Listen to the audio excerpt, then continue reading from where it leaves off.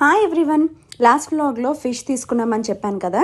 So ఈ వ్లాగ్లో నా స్టైల్లో నేను ఫిష్ పులుసు ఎలా పెడతాననేది చూద్దాం రండి.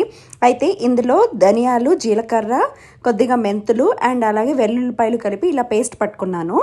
దాంతోపాటు 2 మీడియం సైజ్ ఆనియన్స్ కూడా ఇలా పేస్ట్ చేసి పెట్టుకున్నానండి. అండ్ ఇలా ఒక 2 టొమాటోస్ని కూడా పేస్ట్ చేసి పెట్టుకున్నాను. ఫస్ట్ ప్యాన్లో ఆయిల్ హీట్ చేసుకోవాలి. ఫిష్ పులుసుకి ఆయిల్ కొంచెం ఎక్కువే పడుతుంది.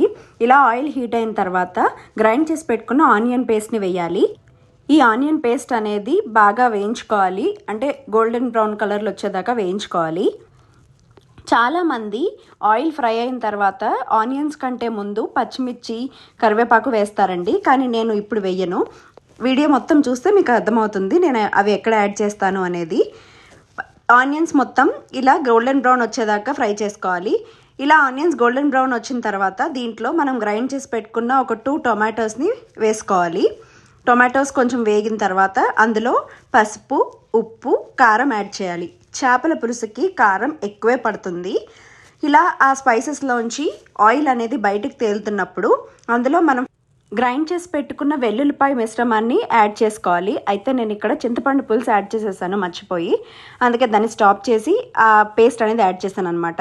అది బాగా వేగిన తర్వాత అందులోంచి ఆయిల్ బయటకు వచ్చాక మనం చింతపండు పులుసు అనేది యాడ్ చేసుకోవాలి. చింతపండు పులుసు అనేది మీ ఇంట్లో తినే పులుపుని బట్టి యాడ్ చేసుకోవాలి. ఇలా చింతపండు పులుసులోంచి బబుల్స్ బయటకు వస్తున్నప్పుడు ఇందులో నేను అప్రాక్సిమేట్గా 400 ml వరకు వాటర్ యాడ్ చేశాను. మీ ఇష్టం, మీకు పులుసు చిక్కదనాన్ని బట్టి మీరు వాటర్ అనేది యాడ్ చేసుకోవచ్చు. ఇలా పులుసు తెరల కాగుతున్నప్పుడు అందులో నేను అప్పుడు చిల్లీస్ వేస్తానండి, సో దట్ ఆ టేస్ట్ అనేది ఎక్కువ ఎన్హాన్స్ అవుతుంది అని నా ఫీలింగ్. సో అలా పులుసు మరుగుతున్నప్పుడు అందులో కొత్తిమీర కూడా యాడ్ చేశాను. ఈ స్టేజ్లో మనం కడిగి నీట్గా పెట్టుకున్న చేప ముక్కల్ని యాడ్ చేసుకోవాలి. అయితే చేప ముక్కలు యాడ్ చేసిన తర్వాత అందులో గరిట అనేది పెట్టకూడదు. ఇది ఆల్మోస్ట్ అందరికీ తెలిసిన విషయమే, ఎందుకంటే చేప ముక్కలు ఉడుకుతున్నప్పుడు గరిట పెడితే అవి విడిపోతాయి అన్నమాట.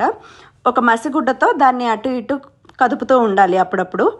చేప ఉడకడానికి ఎక్కువ టైం కూడా ఏం పట్టదండి, హార్డ్లీ 5 to 6 minutes పడుతుంది అంతే. ఇది ఫిష్ పులుసు అనేది ఆ రోజు కాకుండా, అంటే తినే రోజు కాకుండా ముందు రోజు చేసి పెట్టుకుంటే టేస్ట్ అనేది చాలా బాగుంటుంది. నెక్స్ట్ ఈ వీడియో మీకు నచ్చినట్టయితే please subscribe my channel. And మీకు ఈ ఫిష్ కర్రీ నచ్చితే కామెంట్ చేయండి.